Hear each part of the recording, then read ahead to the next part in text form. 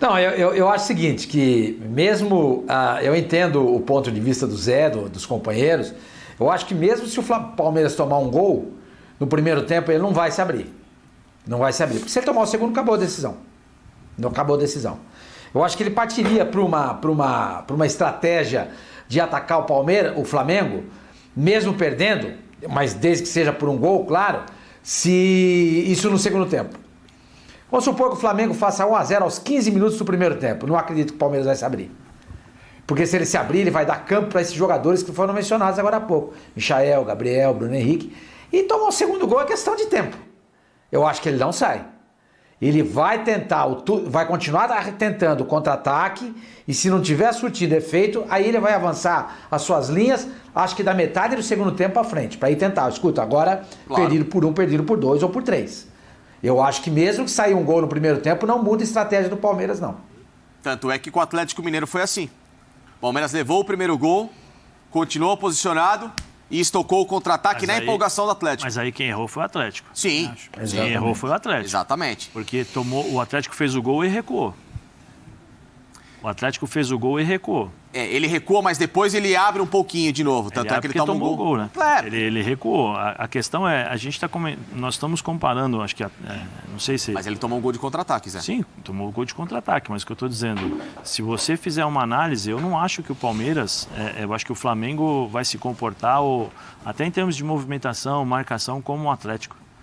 Maneira nenhuma. O Atlético, de vez em quando, não. Nós tínhamos aí um encaixe de marcação, um jogo muito posicionado em cima do Hulk, o Nacho perdido, muitas vezes não na posição correta para armar essa equipe, e facilitando muito para o Palmeiras. O Palmeiras foi muito bem armado, isso no segundo jogo.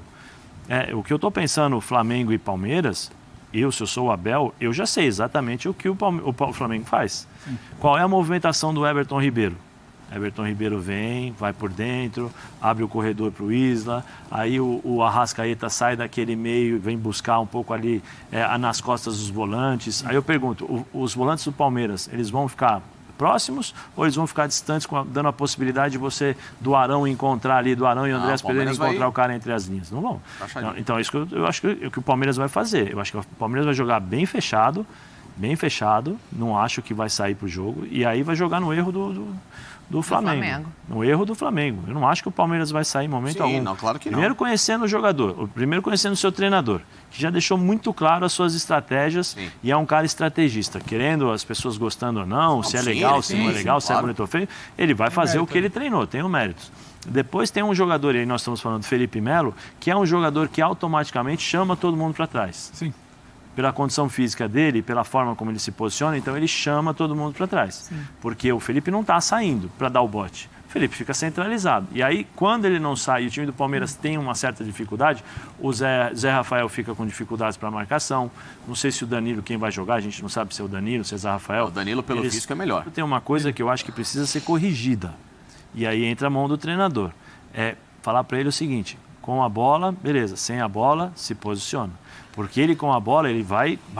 Então isso é uma coisa legal. Sim. Só que o que acontece? Ele se posiciona errado. E aí ele tem que correr mais. Aqui hoje ele tem 18 anos, 19 anos, ele consegue. Muito. A gente está conversando. Contra o Atlético ele não conseguiu jogar.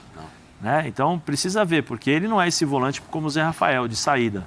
Se eu fosse o Abel, eu jogaria com o Zé Rafael nesse momento. Eu apostaria pela convicção do Abel, pelo pragmatismo em alguma situação. Ele leva a bola.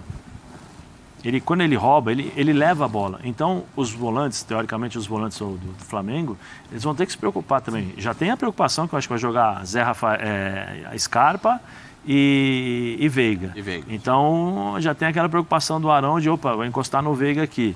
O Andréas vai ter que se preocupar se joga o Zé Rafael nesse sentido. Porque o Zé Rafael tem os seus defeitos? Tem. Ninguém é perfeito ali. Ele vai ter que voltar para marcar de uma maneira que ele não fez, por exemplo, no último jogo. Não sabe o que é, Dani? O que eu acho que o Zé Rafael poderia dar ao Palmeiras nesse jogo que o Danilo não dá, é a qualidade de passe.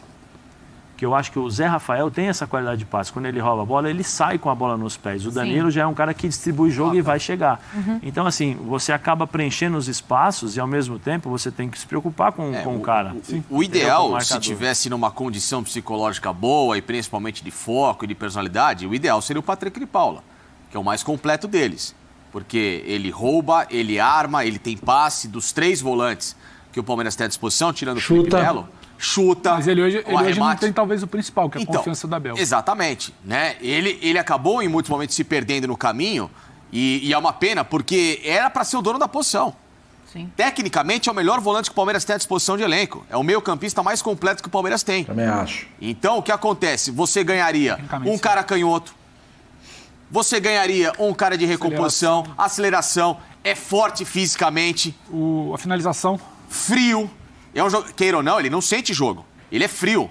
Decisão com ele, o torcedor do Palmeiras fica tranquilo. Sim. Porque, errou contra o São Paulo. Gente, é um ponto fora da curva. O problema dele é que em muitos momentos... É o que o Abel chama de mental. Se empolgou na hora errada.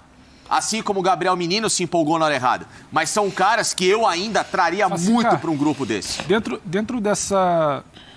Tem mais de um ano de trabalho, né? Completou no início de novembro do Abel. A gente sabe como ele lida com a molecada. Ainda que dê oportunidade, né? Mas em muitos momentos ele acaba preterindo a molecada, em nome de N situações, por confiar mais na situação. Exatamente. Dos caras mais cascudos. Um jogo só, a grande final. Um time como o Flamengo final do outro de lado. Libertadores, né, Pedro? Por mais que eu concorde com todos os seus pontos do Danilo, eu acho que ele confia muito mais no Zé Rafael ali, numa situação de, sabe... Ele ainda é um pouco cauteloso, conservador, assim, digamos. Não, mais propositivo não. É aquilo que eu falei no começo e nós todos concordamos, e você também. Sim. Você mesmo já falou sobre isso. O Palmeiras é um time de esperar, de ficar na dele, explorar a velocidade dos seus atacantes, principalmente do Rony e do Dudu. É esse que o Palmeiras vai fazer, bem fechadinho.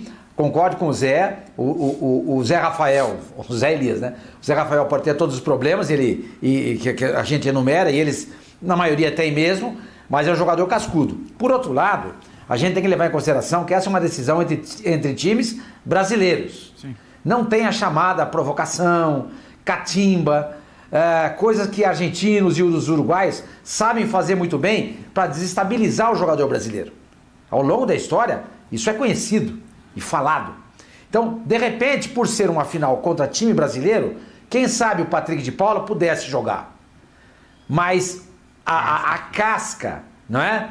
Do Zé Rafael, eu acho que vai falar mais alto nesse momento, ele vai ser o titular. Não necessariamente. O individual, ele pode ser, em algum instante, o lapso de diferença. Não, senhor, o Bruno Henrique sem arranque... Não, mas o Bruno Henrique... Ele não é o Bruno Henrique. Sem arranque, ele não é o Bruno Henrique, mas é um Bruno Henrique que pode ser no final do jogo, que com um bom drible, com uma cabeçada, chega e resolve. Como pode ser o Dudu, como pode ser o Rony. Pode ser, claro. Mas eu tô dizendo que assim, o Flamengo tem mais peças que hoje o momento delas, individualmente falando, são mais brilhantes que as do Palmeiras. Calma, Palmeiras... Concordam? Não, eu acho assim, que tem qualidades acho que as duas equipes têm qualidades dentro do seu sistema de jogo, porque o sistema de jogo potencializa as qualidades dos jogadores.